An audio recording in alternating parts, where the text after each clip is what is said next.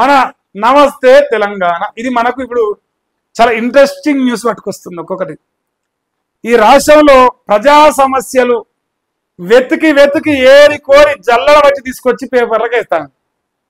అవునా కాదా? బరాబరం. చూడరా ఇంకేం రాసి నేను. స్థానికంపై వీడని టెన్షన్ అట. బీసీ కోటాపై హైకోర్టులో సుదీర్ఘ వాదనలట. విచారణ నేటికి వాయిదా పడిందట. ఇంతవరకు ఓకే. గవర్నర్ ఆమోదం లేకుండా చట్టం ఎలా చేస్తారట. ఇదేమని రాసిరా? బీసీ రిజర్వేషన్లపై హైకోర్టు ప్రశ్న. రిజర్వేషన్లు 50% దాటరాదని సుప్రీంకోర్టు చెప్పింది కదా. ఏకసభ్య కమిషన్ నివేదికపై ప్రజల అభ్యంతరాలను ఎందుకు స్వీకరించలేదు? ప్రశంసలు సంధించిన ధర్మాసనం ఎన్నికల నోటిఫికేషన్ వచ్చిందని ఏజీ చెప్తున్నట. షెడ్యూల్ మాత్రమే వచ్చిందని పిటిషనర్లు చెప్తున్నట. విచారణ నేటికి వాయిదా పడింది. నేడు స్థానిక ఎన్నికల నోటిఫికేషన్ ఉన్నది 10:30కు. ఈసీ నోటిఫికేషన్ పై స్టే విధించవచ్చా అని క్వశ్చన్ వేస్తే ఓబీసీ రిజర్వేషన్లపై ట్రిపుల్ టెస్ట్ నేపథ్యంలో 2022లో కీలక తీర్పిచ్చిన బాంబే హైకోర్టు తమిళనాడులోను ఇదే తరహాలో నిపుణులు కాంగ్రెస్ కోటా రాజకీయం అంటది. ఎన్నికల కమిషన్ హైకోర్టుపై ఒత్తిడి తెచ్చే ప్రయత్నం జరుగుతుంది.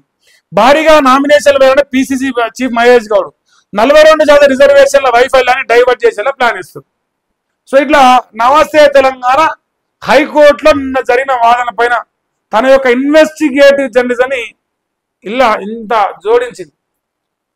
జోడించి ఫైనల్ గా ఏం చేయాల్సింటే కాంగ్రెస్ కోటా రాజకీయం చేస్తుంది. బీసీ కోటా కాదు, బీసీ కోటా రాజకీయం కాదు. కాంగ్రెస్ కోటా రాజకీయం చేస్తుంది. జనాలు పిచ్చోళం చేస్తుంది. ఏది ఏమైనా కొచ్చేస్తారని అయితే నోరుతో చెప్తారు, నొసలతో చెప్తుంది అంతే. అయితే చూడరా, బీసీ రిజర్వేషన్లు చట్టబద్ధ కావాలి. బిల్లు పెండింగ్ లో ఉన్నప్పుడు జీవోనా అని క్వశ్చన్ మార్క్ బీఆర్ఎస్గా శ్రీనివాస్ గౌడ్. బీసీలను బలి పశువుల్ని చేస్తున్న కాంగ్రెస్ అట. బీసీలు ఓసీల మధ్య చిచ్చు పెట్టే యత్నం అట. ఎన్నికల తర్వాత కోర్టు కొట్టివేస్తే ఎలా అంట బీఆర్ఎస్ మాజీ మంత్రి శ్రీనివాస్ గౌడ్. అంతే కదా. ఇలా సపోజ్ ఇలా నోటిఫికేషన్ ఇస్తారు, కర్మగాలు కొట్టేసి అనుకోరు, మరి అప్పుడు ఏది పరిస్థితి? కొట్టేస్తారు అనేది జనం అందరికి అర్థమవుతుంది.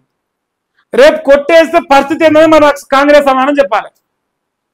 ప్రజలందరూ కూడా అదే అడుగుతా ఉన్నారు. ఈ రాష్ట్రంలో ప్రజల్ని మోసం చేస్తూ ఈ ఏదైతే కథ అల్లుతారో దాని అంతా చూస్తూ జనాలు. ఇది రిజర్వేషన్ పాస్ కాదని తెలిసినాక, ఈ రిజర్వేషన్ అమలు కాదని తెలిసినాక హైకోర్టు టైం వేస్ట్ చేసుకుంటా, జనాల సమయం వేస్ట్ చేసుకుంటా, కులగన్న పేరుతో టైం వేస్ట్ చేసి 22 నెలలుగా గ్రామాలు నాగం చేసి గ్రామ పంచాయతీలు మొత్తం సర్వనాశనం చేసి కూర్చొని ఇంకా ఎన్ని రోజులు పిచ్చోళం చేస్తారు, ఇంకా ఎన్ని రోజులు కాలయాపన చేస్తారు. సో ఈ రోజైనా మరి ఆ భగవంతుని కోరుకుంటాను ఫైనల్ అయిపోవాలి. ఇవాళ ఏదో ఒకటి తేలిపోవాలి. మళ్ళా రేపటికి మళ్ళీ జనం చేస్తారు. ఇప్పటికే టెన్షన్ తోని ఉత్కంఠ, నరాలు జగే ఉత్కంఠ చేస్తున్నట ఊర్లలో.